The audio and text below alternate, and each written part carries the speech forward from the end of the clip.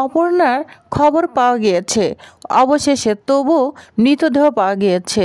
খবরটা এনেছে কিঙ্কর, যা শুনে তো আর্য সিংহ রায় পরিবার এবং আর্য সহ অপর্ণার মা বাবা সবাই আটকে ওঠে। তো প্রিভিয়াস 7টি দেখতে পাবেন আজকের পর্বে। বিস্তারিত জানতে ভিডিওতে একটি লাইক দিয়ে পুরো ভিডিওটি দেখতে থাকুন। গল্পের শুরুতে আমরা দেখতে পাবো আর্য অপর্ণাকে খুঁজে বেড়াচ্ছে। তার স্মৃতিতে শুধু অপর্ণাই ভাসছে, অপর্ণাকে নিয়েই কল্পনা করছে। ওই সময় আমরা দেখতে পাবো একটি মেয়ে ওদিক দিয়ে যায় অপর্ণার মতো দেখতে, তখন পিছন দিক থেকে অপর্ণা বলে ডাকতে থাকে, এমনকি তাকে টাচ করেই ডাকতে থাকে। তখন মেয়েটি তো অবাক হয়ে আর্যর দিকে তাকিয়ে আছে। তখন আর্য সরি বলতে থাকে, আর তখন মেয়েটি একটু বিরক্ত হয়ে ওখান থেকে চলে যায়। এদিকে কিছুক্ষণ পর দেখতে পায় আরেক জোড়া ছেলে মেয়ে বেবিতে করে যাচ্ছে, ঠিক যেমন আগে অপর্ণা এবং আর্য যেত ঠিক ওই রকমই লাগছে। তাদের দেখে অবাক দৃষ্টিতে তাকিয়ে আছে আর অপর্ণার কথাই কল্পনা করছে। তো এরকম করছে আর্য। তখন আর্য অনেক কষ্ট নিয়ে ওইখান থেকে চলে যায়। অপর্ণার মা বাবা এবং রাজলক্ষ্মী সবাই একই জায়গায় আছে, সবাই অপর্ণা এবং আর্যর অপেক্ষায় রয়েছে। মীরা বলছে, ম্যাডাম একটা কথা বলবো, চলুন বাড়িতে চলুন, আপনি তো অসুস্থ হয়ে পড়বেন। তখন রাজলক্ষ্মী বলে, শোনো মীরা, তোমার যদি যেতে ইচ্ছে হয় তুমি চলে যাও, আমি যাব না। তুমি দেখতে পাচ্ছ না ওনাদের অবস্থায় রেখে আমি কিভাবে যাব? তখন মীরা বলে, থেকে এখানে কি হবে, কোনো লাভ হচ্ছে? ওনারা যে স্টেবলে আছে তাতে কখন কি বলছে না নিজেই জানে না। তখন রাজলক্ষ্মী বলে, এই জন্য ওদের ছেড়ে আমি যেতে পারি না মীরা, তুমি যেতে হলে তুমি যাও। আর এদিকে অপর্ণার মা বাবা তো কান্না করেই যাচ্ছে। অপর্ণার মা চিৎকার করে কান্না করছে, বলছে, ম্যাডাম আমার মেয়েকে ফেরত দিন, আমাকে ভিক্ষা দিন, আমার টাকা পয়সা ধন সম্পত্তি কিচ্ছু চাই না, শুধু আমার মেয়েকে চাই। এই বলে খুব কান্না করে আর বলতে থাকে, আমার মেয়েকে ছাড়া আমরা কেউ বাঁচতে পারবো না, বাঁচবো না, এই বলে খুব কান্না করতে থাকে। আর তখন রাজলক্ষ্মী বলে, এভাবে বলবেন না, আমারও তো মেয়ে বলবে আর বলতে পারে না।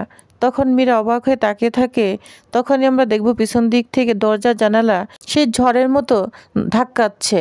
রাজনন্দিনীর ছায়া মনে হয় অপর্ণাদের বাড়িতেও চলে এসেছে। তখন মীরা বলে, কি হচ্ছে এসব? তখন রাজলক্ষ্মী বলে, জানি না কি হচ্ছে, তবে আমার বুকের ভিতরটা কেমন যেন মুছতে যাচ্ছে, খালি হয়ে যাচ্ছে। এটা বলে রাজলক্ষ্মীও কান্না করতে থাকে, যা দেখে অপর্ণার মা বাবাও তবাক হয়ে যায়। এদিকে আর্য অপর্ণাকে খুঁজেই পাচ্ছে না, একা একা মন খারাপ করে দাঁড়িয়ে আছে। বলছে, সব সময় কেন আমার সাথে এরকম হয়? দুবার আমার সাথে এরকম হচ্ছে, কেন আমার সাথে এরকম হয়? আমি একা ছিলাম, আমার জীবনে সব থাকা সত্ত্বেও আমি একা ছিলাম। আমার জীবনে কোনো আশা, কোনো স্বপ্নই ছিল না। তুমি আমার জীবনে এলে অপর্ণা, এলে আমার জীবনে হাসি খুশি ভালোবাসা দিয়ে ভরিয়ে দিলে, কিন্তু আবার কেন নিঃস্ব করে দিয়ে চলে গেলে? তুমি ফিরে আসো অপর্ণা, তোমাকে ছাড়া যে আমি বাঁচতে পারবো না, একা একা আমি আর চলতে পারছি না অপর্ণা। তখন আকাশের দিকে তাকে আর্য মার কাছে প্রার্থনা করতে থাকে, বলছে, মা এ তোমার কেমন বিচার? আমাকেই শুধু বারবার কষ্ট পেতে হবে? এ তোমার কেমন বিচার? দুবার তুমি আমার জীবনটা এইভাবে নষ্ট করে দিচ্ছ, এলোমেলো করে দিচ্ছ, কেন এরকম করছো? তুমি দয়া করো মা, এই বলে প্রার্থনা করতে থাকে আর্য। তখনই দেখা যায় পুলিশ অফিসার ফোন দেয়। পুলিশ অফিসার ফোন পেলে তাড়াতাড়ি ফোনটা রিসিভ করে আর্য, বলছে, হ্যাঁ অফিসার বলুন, কোনো খোঁজ খবর পেলেন? তখন পুলিশ অফিসার জানায়, না মিস্টার আর্য সিংহ রায়, এখনও আমরা কোনো খোঁজ খবর পাইনি। অনেক চেষ্টা করছি, আপনি যে 2টা লোকেশন দিয়েছেন সেখানে 2 লোকেশনে বেশিরভাগ বেরি, এমনকি যেখানে সিসিটিভি ফুটেজগুলো থাকা বেশি কথা সেখানে সবগুলোই নষ্ট। যা শুনে আর্য মন খারাপ করে একদম ফোনটা রেখে দেয় এবং ফোনটা রাখবে। তখন বলে, মিস্টার আর্য সিংহ রায় দাঁড়ান, আপনি কি কোনো খোঁজ পেয়েছেন? তখন বলে, না চেষ্টা চালাচ্ছি, এই বলে ফোনটা রেখে দেয়। আর আর্য সিংহ রায়ের মনটা খুব খারাপ হয়ে যায়। এদিকে আমরা দেখতে পাবো তারা সুন্দরী মা অপর্ণাদের বাড়ির দিকে আসছে। রাস্তায় তার মঙ্গল প্রদীপটা নিভে যায়। বলছে, মা এটা তোমার কিসের ইঙ্গিত? মঙ্গল প্রদীপটা কখনোই নিবে না, তাহলে কি আর কোনো আশাই নেই? না না মা, এটা তোমার কেমন বিচার? এটা কখনোই হতে পারে না, এটা তুমি করতে পারো না। এই বলে অপর্ণাদের বাসার দিকে চলে এসেছে তারা সুন্দরী মা। তারা সুন্দরী মাকে দেখে অপর্ণার মা বাবা রাজলক্ষ্মী সবাই যেন ভরসা পায়। বলছে, মা তুমি এসেছো, তুমি আসো, তোমার আশাতেই আমরা রয়েছি। বলো না মা, আমার অপর্ণা কোথায়? বলো তুমি, তোমার আশায় তোমরা বুক বেঁধে আছি যে তুমি আসল কথা বলবে, যে তুমি সত্যি কথা বলবে। আমার অপর্ণা কোথায় আছে বলো মা। তখন বলে, আমিও তো জানি না, অনেক খোঁজ করেছি, কোনো কিনারা খুঁজে পাচ্ছি না। মানুষ মারা গেলে তার শরীরটাই মারা যায়, কিন্তু আত্মা চলমান ভাসতে থাকে। তাহলে আমি তো কোনো জীবিত আত্মা দেখতে পাচ্ছি না, এমনকি আমি কিচ্ছু দেখতে পাচ্ছি না, তাহলে অবশ্যই ফিরে আসবে। তখন অপর্ণার বাবা রেগে যায়, বলছে শুনো মা, তুমি না আর এইসব ধরনের কথা বলবে না, তোমার কথা না আমরা বিশ্বাস করি না, তোমার কথায় বিশ্বাস করে কি লাভ হলো, কি পুণ্য হলো আমাদের মেয়েকে তো খুঁজে পেলাম না। আমরা না আত্মা চাই না, বুঝতে পেরেছো? আমরা রক্ত মাংস মানুষ চাই, আমার কলিজার টুকটা মেয়েকে চাই, আমার বুকের মধ্যে চাই, বুঝতে পেরেছ? যাও, তুমি যাও, তোমার কথা শুনতে চাই না। তখন অপর্ণার মা তার বাবাকে কন্ট্রোল করার জন্য চেষ্টা করতে থাকে, বলছে সতু, তুমি কি করছো, তুমি কাকে কি বলছো? মা যে সত্যি কথাই বলেন, মার কথা কখনোই বিফলে যায় না, তুমি নিজেকে কন্ট্রোল করো। বলছে সুমি, আর কত কন্ট্রোল করব, আমার মেয়েকে তো কোনো মূল্যে খুঁজে পাওয়া যাচ্ছে না, উনি কি বলছে আত্মা, আমি আত্মা দিয়ে কী করবো, আমি আমার মেয়েকে। তখন তারা সুন্দরী মা বলে, ওকে বলতে দে ওকে, যদি আমাকে কিছু বলার শান্তি হয় তবু তো একটু শান্তি পায়, বলতে দে, আমি নিজেই তো অনেক কষ্টে আছি, কিছুতেই আমি ওর সন্ধান পাচ্ছি না। তখন রাজলক্ষ্মী বলে, মা তুমি কি বলছো, তাহলে আমি কিভাবে পাবো অপর্ণাকে? তখন বলে, চিন্তা করিস না, এর উত্তর তো একমাত্র বিধাতাই দিতে পারে, বুঝতে পেরেছিস?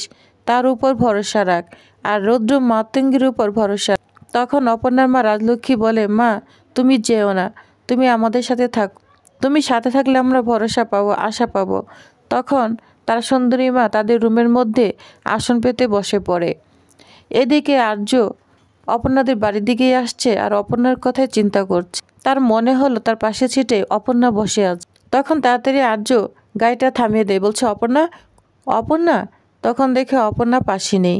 তখন আর্য তো অবাক হয়ে যায়, অপর্ণার জন্য খুব কষ্ট পেতে থাকে। তখন আর্য বলতে থাকে, এই সবই আমার কল্পনা, অপর্ণা আমি তোমাকে শুধু কল্পনায় দেখছি, তুমি কেন কাছে আসছো না? এই বলে খুব কষ্ট পেতে থাকে আর্য। তো আস্তে আস্তে সে অপর্ণাদের বাড়ির দিকেই চলে এসেছে।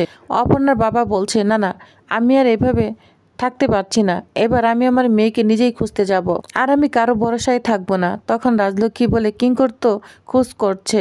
তখন বলে, শুনুন ম্যাডাম, এটাই আমাদের বড় ভুল, আমরা অন্যের উপর নির্ভরশীল, কারো উপর আর নির্ভরশীল হব না, বুঝতে পেরেছেন?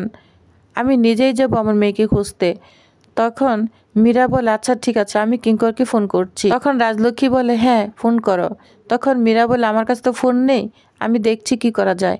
তখন মীরা বাইরে যাবে, ওই মুহূর্তেই দেখতে পায় আর্য চলে এসেছে। বলছে, আর্য? তখন রাজলক্ষ্মী বলে, আর্যকে তো ফোনে পাবে না। তখন মীরা বলে, মিসেস সিংহরায়, আর্য চলে এসেছে।